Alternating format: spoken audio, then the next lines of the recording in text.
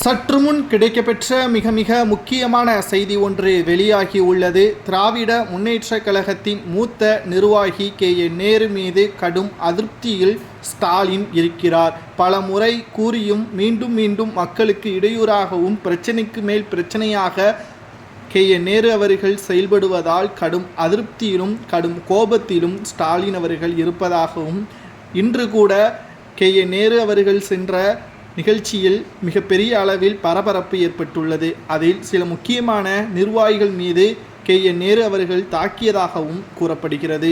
இதனால் திமுகவினர்கள் மிகவும் மோசமான முறையில் செயல்படுவதாக சமூக வலைதளங்களில் வைரலாகவும் பரவி வருகிறது. இதையெல்லாம் பார்த்த ஸ்டாலின் அவர்கள் 2026 சட்டசபை தேர்தலில் மூத்த நிர்வாகிகள், திமுகவிற்கு இடையூறாக இருக்கக்கூடிய நிர்வாகிகள் வேட்பாளராக கிடையாது என்பதை உதயநிதியிடம் தெரிவித்திருப்பதாகவும், அவர்களுக்கு பதில் இளைஞர்களை வாய்ப்புகள் கொடுத்தால் நிச்சயம் வருகின்ற தேர்தல் உத்வேகம் பெறும் என்பதையும் ஸ்டாலின் அவர்கள் தெரிவித்திருக்கிறார். கட்சியிலிருந்தும் முழுமையாக மூத்த நிர்வாகிகள் கொஞ்சமாக ஓரம் கட்டப்படுவதாகவும் இதன் மூலம் நம்மால் பார்க்க முடிகிறது.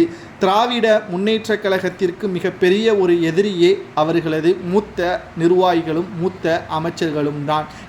நேருவாக இருக்கட்டும், பொன்முடி, குறிப்பாக துரைமுருகன், இவர்கள் செய்கின்ற மக்களுக்கு எதிராகவும் இவர்கள் ஒவ்வொரு செயல்பாடுகளும் தான் மன்னர்கள் என்பது போல் செயல்படுவதும், காவல்துறையினர்களை மிகவும் மோசமான முறையில் நடத்துவதும் சொல்லிக்கொண்டே போகலாம். அதுவே பதவிகள் பறிக்கப்பட்டால் இவர்களது நிலைமை கேள்விக்குறியாகத்தான் மாறும். ஒரு பதவி கொடுக்கப்பட்டுள்ளது என்றால் அது குறிப்பிட்ட ஆண்டுகள் தான். அந்த குறிப்பிட்ட ஆண்டுகளில் மக்களுக்கு ஏதேனும் நன்மை செய்தால் மீண்டும் அவர்களை தேர்வு செய்வார்கள். ஆனால் அந்த குறிப்பிட்ட ஆட்சியில் நாங்கள்தான் மன்னர்கள், நாங்கள்தான் ராஜாக்கள், எங்களுக்கு எதிராக யாரேனும் செயல்பட்டால் அவர்களை நாங்கள் நிச்சயமாக விடமாட்டோம் என்பதற்கேற்ப செயல்பட்டால் மக்களும் சரி, ஒட்டுமொத்தமாக முடிவிற்கு கொண்டு வரக்கூடிய நேரம் காலதாமதம் ஆனாலும் அது நிச்சயம் நடைபெறும்.